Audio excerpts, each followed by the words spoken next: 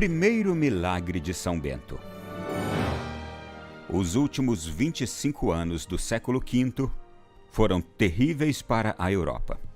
Eram guerras, invasões bárbaras, epidemias, fome e, para culminar, a queda do Império Romano do Ocidente, que se deu no ano 476, e ainda uma decadência moral muito grande.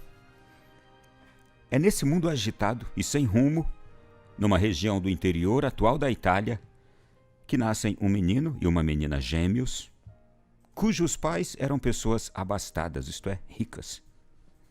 O garoto recebeu o nome de Benedictus, ou Bento, ou Bendito, e sua irmã o de Escolástica. Desde a infância, o menino revelou ter um coração maduro, e essa seriedade fez com que seus pais o mandassem estudar em Roma.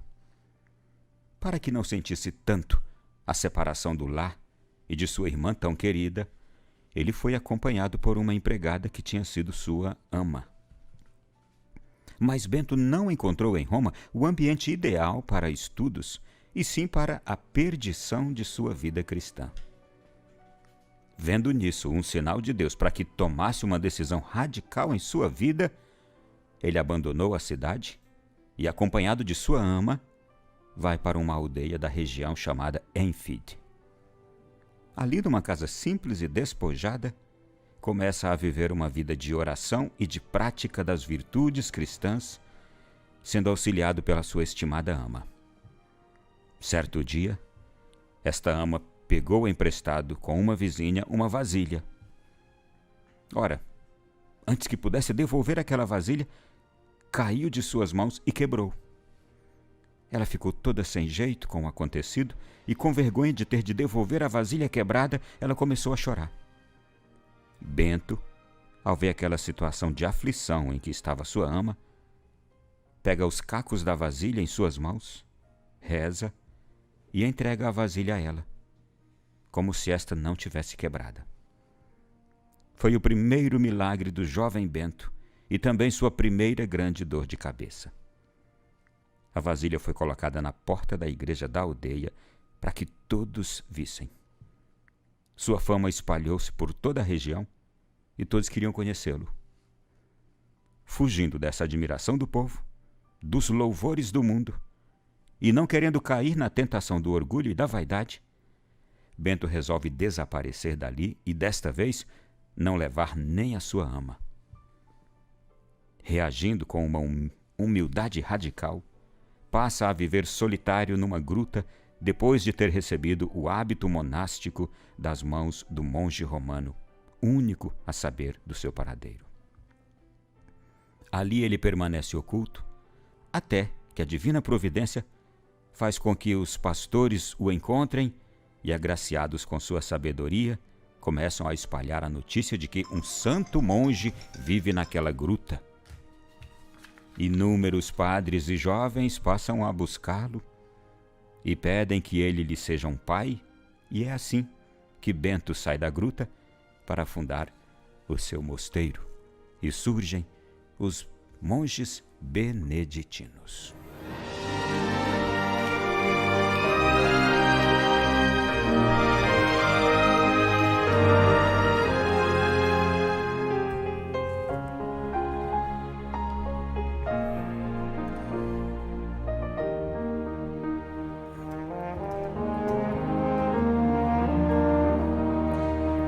Meu irmão e minha irmã, o dia de hoje para a igreja é um dia daqueles mais memoráveis. É dia de um grandioso santo que chega para mudar a história da igreja, enriquecendo-a. Todos aqueles que se tornam grandes na igreja é para enriquecê-la de alguma pobreza nela carente. Assim é que nós entendemos a vida e o surgimento de Bento, e você viu o contexto em que ele surge, uma época de guerras, de invasões bárbaras. Aqueles primeiros séculos eram, de fato, tempos de acontecimentos quase que inumanos. Mas tinham também as epidemias, tinha a fome. E aí vem a queda do Império Romano do Ocidente por uma causa que também para nós é de grande dor, a decadência moral. Gente, nós sabemos o que são guerras, não é? Aqueles conflitos bélicos em que se morre e se mata. Invasões bárbaras não deixam de ser guerras também, não é? Em que aqueles que estão invadindo é para tomar posse, é para violentar os possuídos, no caso,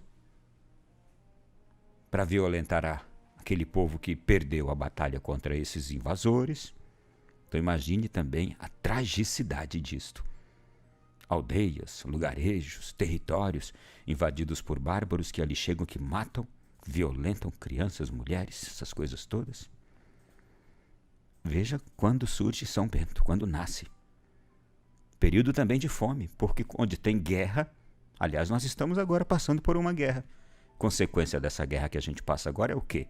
Inflação alta em todos os países do mundo, porque uma guerra hoje afeta todos os países, naquela época afetava aquela região. Hoje afeta praticamente todos os países. Escassez de alimento ou de algum outro item importante de subsistência hoje, combustível. Então você imagine, aquela época, consequência de guerra e de invasões bárbaras e de epidemias, fome, não é? Falta de alimentos. Também as epidemias.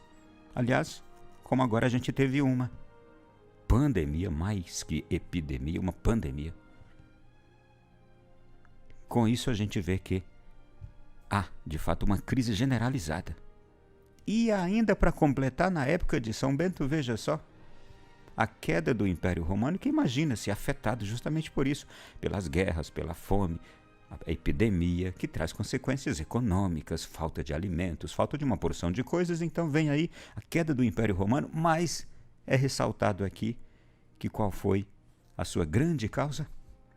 A decadência moral muito grande. O que é decadência moral?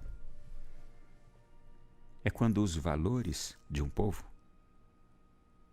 aquilo que era importante, precioso, que se dá a vida por aquilo que eu acredito. Então, decadência moral é quando os valores de um povo perdem a sua força. E aquilo que era precioso, hoje se torna vulgar, sem nenhum valor.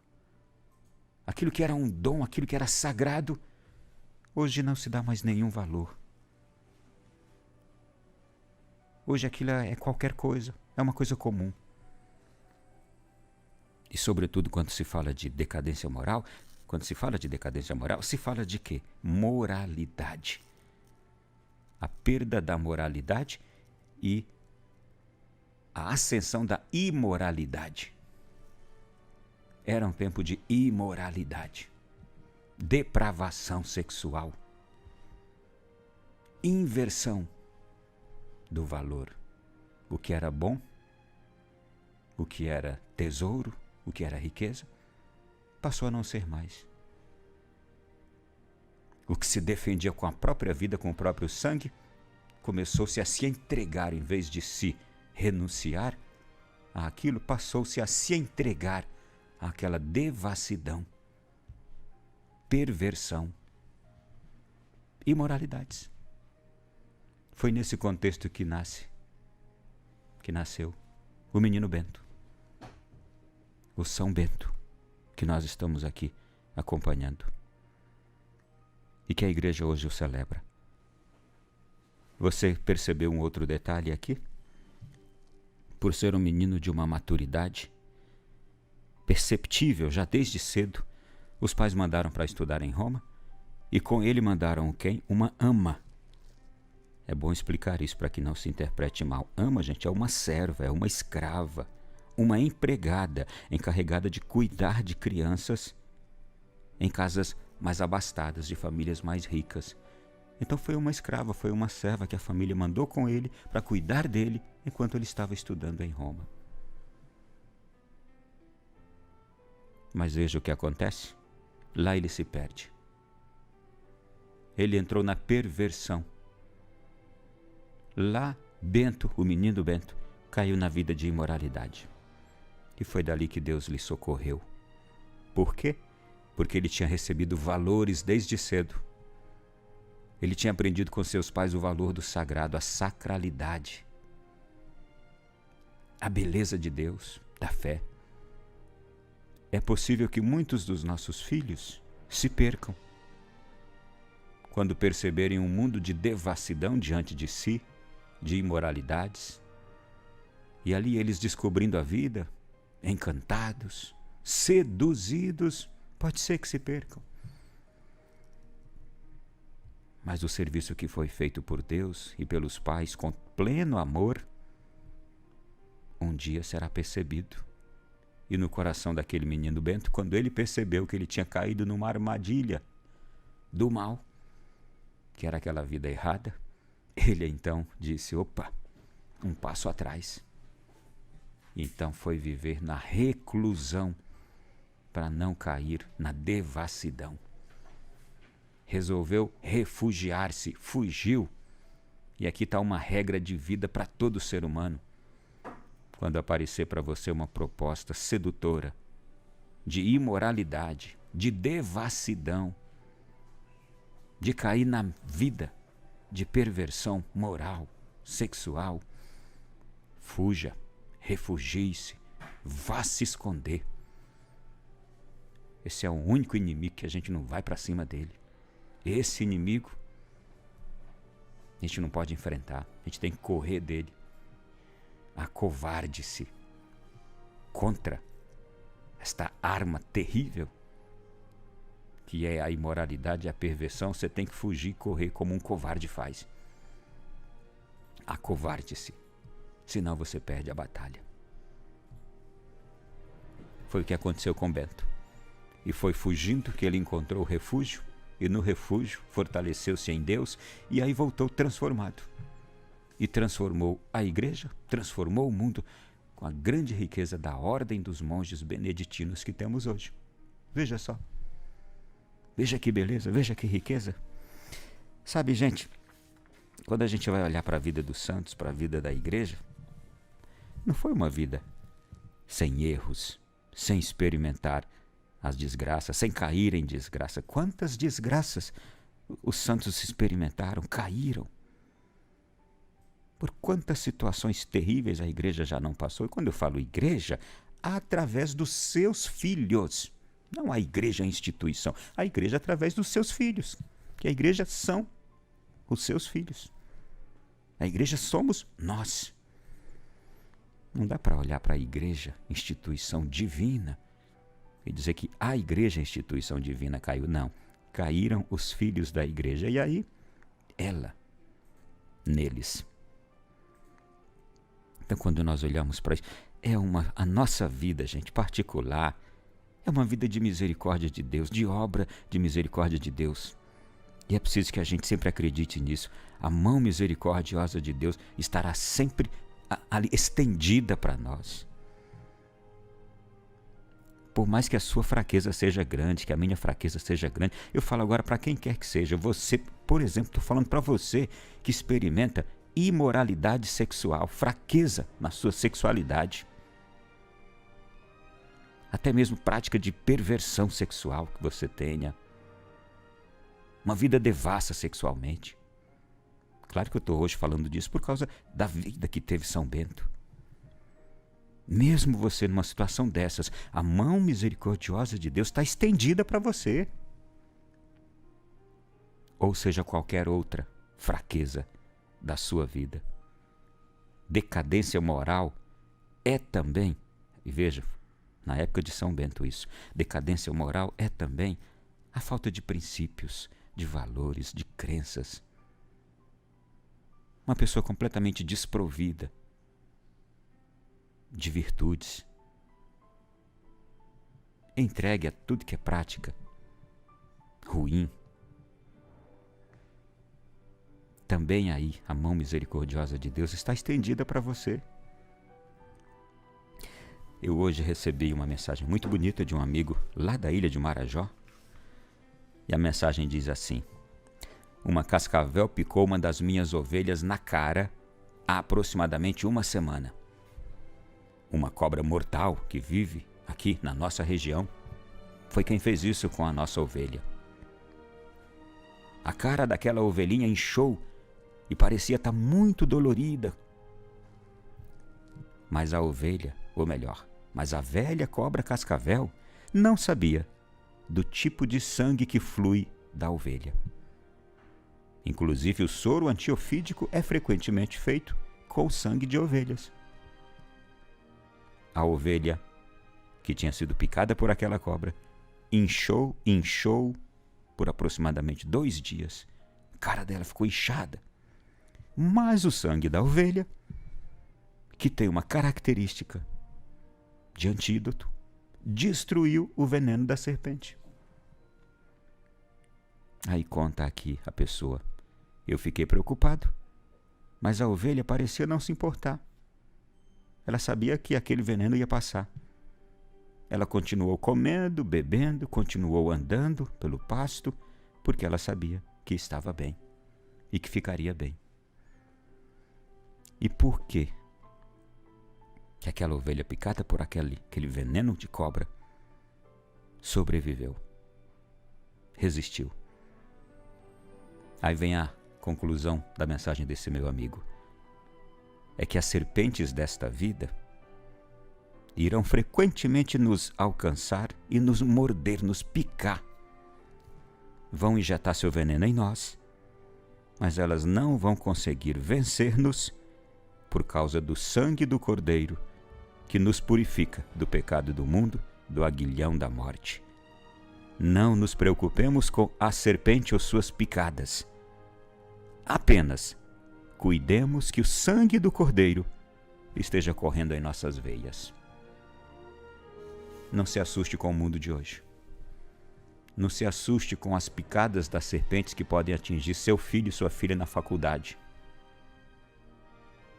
que podem atingir o seu marido quando sair de casa, que podem atingir você em algum lugar. Não se preocupe com as serpentes que estão soltas no mundo aí, doidas para picar você e as pessoas que você ama. O que você tem que se preocupar é com uma coisa, essa é importante. O sangue do Cordeiro está correndo em suas veias, porque o sangue do Cordeiro tem o antídoto contra a picada da serpente. Porque pode ser até que a serpente consiga picar você, picar as pessoas que você ama. Mas se no sangue seu, das pessoas que você ama, estiver correndo o sangue do Cordeiro,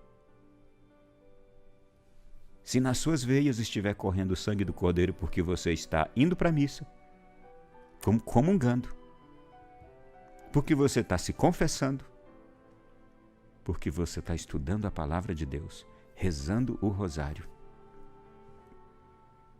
se este sangue do Cordeiro estiver correndo em suas veias, qualquer picada mortal de qualquer serpente, das mais terríveis, não fará o efeito que a serpente quer, que é matar, destruir você. Preocupe-se apenas com uma coisa: o sangue do Cordeiro está correndo em suas veias.